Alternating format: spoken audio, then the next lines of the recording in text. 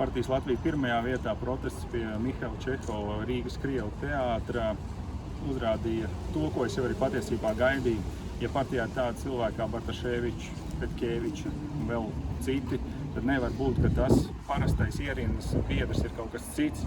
Un tas, ko es redzēju un sajūtu pašās protesta beigās, bija ļoti interesantā tāda provokācija, cenšoties izprovocēt, lai es atbildu uz, rupjībām, dažāda veida citādiem vārdiskiem uzbrukumiem, bet viņiem nesanāca.